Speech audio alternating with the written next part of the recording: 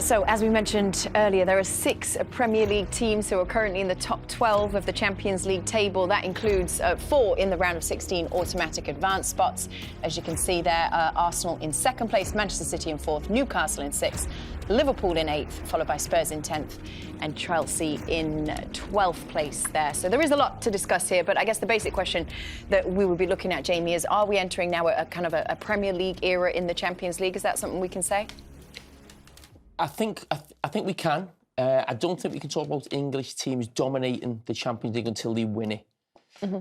I think we're in a stage, though, where I think the English teams will find it quite comfortable to get to the latter stages of it. I think that the depth of quality and strength in the Premier League goes a lot deeper than any other league, whereas the other leagues will still have a Real Madrid or Barcelona, maybe PSG, Bayern Munich, who can stop the English teams actually winning it. I think they're on the same level as the English teams, but when you see the English teams, and it takes me back to when myself and Thierry were playing in the late 2000s, where you'd start the Champions League competition and you were pretty much certain that you would be getting to the quarterfinals before you had to really break sweat, or really had to worry about maybe the opposition that you would come up against. So I think we are getting to that stage. And there's something that has been mentioned in, meeting when we've had chats before the show, and I think it's spot on. I don't think we put enough pressure on English teams to win the Champions League in our own country. I think the pressure that's applied to Barcelona and Real Madrid, especially in Spain, it almost feels like a huge failure of the season if they don't win the Champions League, regardless if they win La Liga. Whereas in England, it's a feeling of, OK, but the league is the most important thing. I've always said, and I'll never change my mind on this, the Champions League is a bigger trophy than a domestic league title. And that's not because I won the Champions League and didn't win the Premier League. For me, it's the biggest trophy in club football. And I think we should... Sorry, Micah. I do think we should be a lot tougher on our teams when they go out the competition. Even like Liverpool last season, we just say, OK, it's a cup competition, now you can concentrate on the league. We'll probably say the same about Arsenal this season as well. No, I just wanted to ask you, you shushed me off then. Is that because of the history of Liverpool and the success in Europe? Why for you? Because as an Englishman, I always wanted to win the Premier League. FA Cup and Premier League, I was done, I was happy with that. Champions League was never a forefront of my mind, but why was it for you?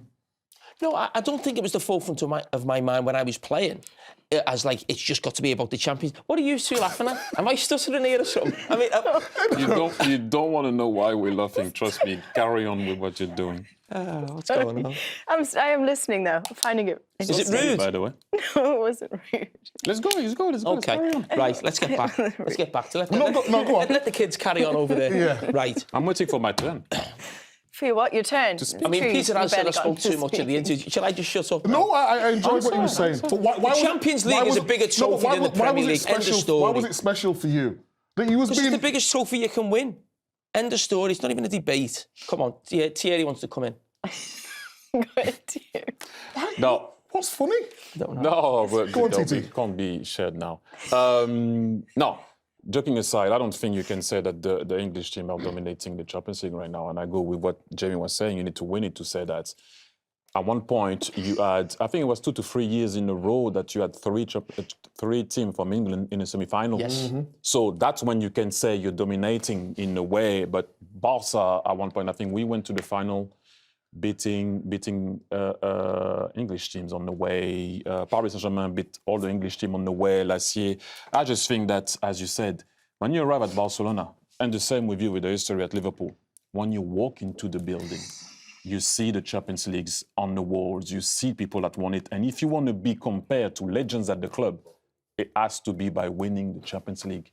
That's also something that is different. And in your time, Jamie, also growing up, looking at Liverpool and walking into the team, the champions only used to go and were allowed to play to win that, to say that they're the best. We know that now, the first, the second, the third, the fourth, the sixth. And then England also have more possibility to put teams in the Champions League. Can I ask you, I always say the team I played against, the team that you played in was the toughest team I ever played against. Yeah? In our country, we would never criticise that Arsenal team of yours or the Invincibles for not winning the Champions League. If that was in Spain, that team, I think, would always say, yes, but you never won the Champions League. That doesn't happen in England. It will be what we would have been called on. But again, like you said something, Micah, that's very interesting, and I'm not having a go. Your view when you arrive at City is like, what can I win at City? You're like, okay, maybe, okay, the cup. Then suddenly you're like, oh, we can win the league.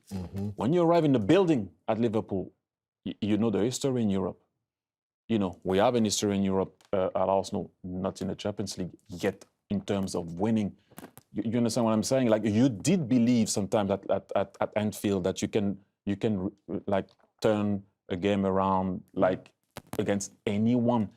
And playing that team that you won the Champions League with, this is why I think history makes it bigger than what it is sometimes. Your team that won the Champions League in 2005, and you know it, Jimmy, you said it yourself, that's not the best team you play for. Yes, you had players that could change the course of a game, but I played against that team in the league, and I didn't see that belief sometimes playing against you, but you had it in Europe. So you understand what I'm saying? Yeah, so sometimes the place also makes it that if I walk in the street right now, and when I was an Arsenal player, no fans were coming to me and said, you must win the Champions League. When you're at Barcelona and Real Madrid. That's what I'm saying. Listen, that's what I'm saying. Yes, you're right. I'm saying, do you get called upon that? And you need to win 1 or 2 or 3, even at Madrid, to be considered as a great. Why do you think it's like that in England, Micah? I just think growing up, I don't think, maybe for me, because when I come through at Man City, there wasn't a Champions League team. So you come into the team and the FA Youth Cup, I missed out on that, and then I think the goal for me was to win the FA Cup. We did that. And then you start dreaming, the investment comes into the club.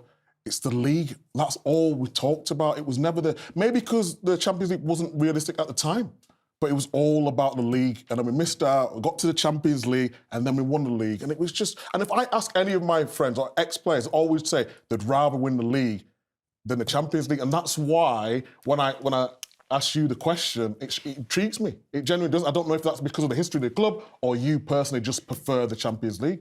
I think it'd be interesting to maybe bring Guillem in here, because obviously we know that the teams that were kind of dominant before this Premier League era of dominance were the Spanish teams. So if you're a Spanish football fan, Guillem, and you're watching this happen, do you think it's okay, it's cyclical, it'll come back around? Or are you looking at that financial disparity that exists with the Premier League and La Liga maybe and thinking, well, I don't know how we get this back?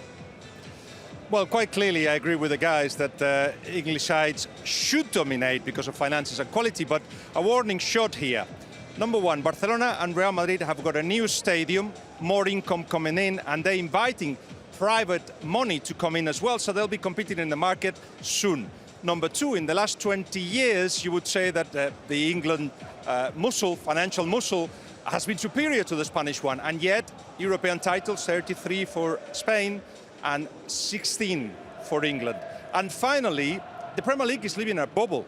In the last 7 years, they've more than doubled in expenses, the income that's coming in. So they're spending much more than they have through cash injections, through loans, and bubbles burst. Meanwhile, La Liga, Bundesliga especially, they're becoming sustainable, which means that at some point, it all go back to where it was. But meanwhile, in the crisis, we haven't done so bad.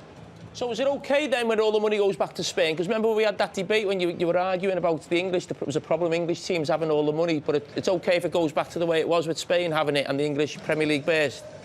All I'm saying is that be careful what you call for, because if you actually want to be the richest, you better do it in a way that you can sustain it. And if you don't sustain it, we'll catch you. In fact, we're ahead. We'll continue ahead. We'll be okay, don't worry. Guillem's back and he wants a fight. Good to see you, Guillem. Thank you.